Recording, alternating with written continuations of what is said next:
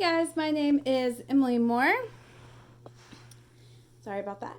And I am the Director of Children's and Youth Ministry at Beach Grove United Methodist Church. And I did have my kid up here, but he was just a little cranky and I just couldn't handle him and doing my lesson. So I just gave him back down to his dad. Excuse me. But I thought, what better way to spend Mother's Day than doing this lesson with my son. But of course, like I said, he got cranky and I gave him back to his dad. So we're just going to dive right on into our lesson. What do you think are some of the most important qualities that a mom should have? You might think of things like some love. It's always good. Compassion. Someone who can cook. Always a good deal. And someone who can take care of you when you're sick. You don't feel good. You want someone to kind of snuggle up with you. But let's flip to the other side. What do you think is the hardest thing would be about being a mom? You might think of some things like probably some exhaustion. You know, a lot of moms who are exhausted. Maybe they don't take enough time or any time for themselves and just have this feeling of being burnt out. Being a mom over this past year can be hard, but a very rewarding job. And I am sure many of you have probably made your mom, and I know I definitely have, made our moms feel like they're in some weird, twisted relay race, right? So as many as you know, my parents are foster parents. And to my audience who don't know what foster care is or who foster parents are, they are people who take a child or children into their home and act as their parent where their parent couldn't or they wouldn't take care of them the way that a child should be taken care of. Now, my parents being foster parents was a challenge for both of them, but mostly for my mom. You see, my mom became a stay-at-home mom because the kids that my parents took in, a lot of them needed that one-on-one attention, that focus on just them or just them in our home. Most of them did go to school, but even during after school time, they had lots of therapy appointments and regular doctor's appointments and stuff. And so my mom was able to do that with all of us, not just the foster kids, with me as well. And she took care of the home and was able to focus solely on that. So what in the world will we do without our moms? But while Mother's Day is usually full of smiles and cards and love, it can be complicated for some people. So I want to take a few seconds to think about and to pray for those people who might be hurting on Mother's Day. So guys, close your eyes and I'm going to go through some of these scenarios, and if someone pops up, pray for them. Maybe you know someone who has a really tough relationship with their mom. Or maybe you know someone who has lost their mom recently or years ago.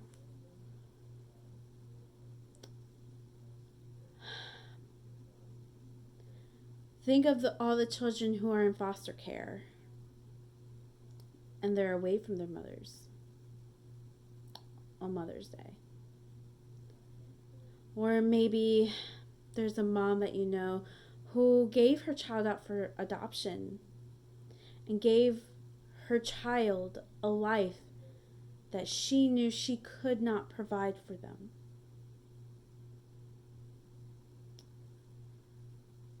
And then there are many women out there. I know a few. Who want to be mothers so bad. But for whatever reason, whether it be infertility or recurring miscarriages or whatever that reason might be, pray for them for this Mother's Day. So while we want to honor our moms and tell them how awesome we think they are, and moms, you guys really are awesome, let's take a discussion a little bit of a different way. Let's talk about women who have just, in general, who have made a difference in our lives. Can you think of a woman who has influenced you in a positive way? Maybe you immediately think of a teacher or a friend. I, in fact, have an aunt who has now passed away a few years now that gave me my love of reading. And so it could even be a different family member. And the scripture today paints a picture of what a godly woman looks like. And while some of these examples might seem a little strange, we'll talk about what that might look like for a woman to live like this today. We're reading from Proverbs chapter 31, verses 10 through 31, New Living Translation. A wife of noble character who can find, she is worth far more than rubies. Her husband has full confidence in her and lacks nothing of value. She brings him good, not harm, all the days of her life. She selects wool and flax that works with eager hands. She's like the merchant ships, bringing her food from afar. She gets up while it's still night. She provides food for her family and portions for her female servants. She considers a field and buys it. Out of her earnings, she plants a vineyard. She sets about her work vigorously. Her arms are strong for the task. She sees that her trade is profitable, and her lamp does not go out at night. In her hand she holds the distaff and grasps the spindle with her fingers. She opens her arms to the poor and extends her hands to the needy. When it snows, she has no fear for her household, for all of them are clothed in scarlet. She makes covering for her bed. She is clothed in fine linen and purple. Her husband is respected at the city gate, where he takes his seat among the elders of the land. She makes linen garments and sells them, and supplies merchants with sashes. She is clothed with strength and dignity. She can laugh at the days to come. She speaks with wisdom, and faithful instruction is on her tongue. She watches over the affairs of her household and does not eat bread out of idleness. Her children arise and call her blessed, her husband also, and he praises her. Many women do noble things, but you surpass them all. Charm is deceptive, and beauty is fleeting. But a woman who fears the Lord is to be praised. Honor her for all that her hand has done, and let her works bring her praise at the city gates. So have you ever met someone who might have lived out some, if not all, of these Proverbs 31 characteristics? Maybe she would use her gifts like cooking or sewing or even drawing that would bless others. And there are so many other ways that we can bless others. But things like caring for other basic needs is something special that we often overlook, isn't it?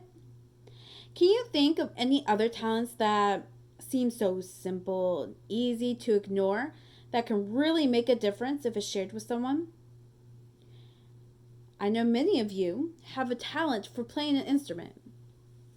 It can be easy to sing a song or play guitar or whatever it is that you play.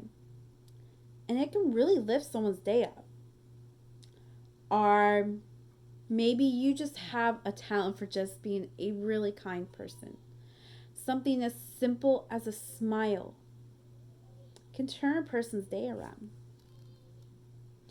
It is sadly easy to overlook many of these things in Proverbs 31.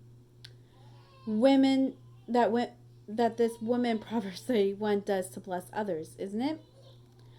But part of what makes her so special is that she isn't doing these things to get any praise. It almost seemed like her actions flow out of her because that's who she is. So who is she? Well, you get the idea when you read this woman's first of all, loves God. She loves her family and she loves to care for them. Have you ever known someone who truly loved to care for others? The Proverbs 31 woman reminds herself that charm is deceptive, but beauty is fleeting. Those few words are really something that everyone in our society today should stop and really think about. Imagine how life might change for you today if you were reminded yourself that beauty and popularity and all those things, the world that seem to think are everything, are fleeting and short-lived. What if instead of worrying about how you look or how others see you, you were to live like this woman in scripture today and focus on your character? Let's think about what character traits are important to this woman. Confidence. It brings good, not harm.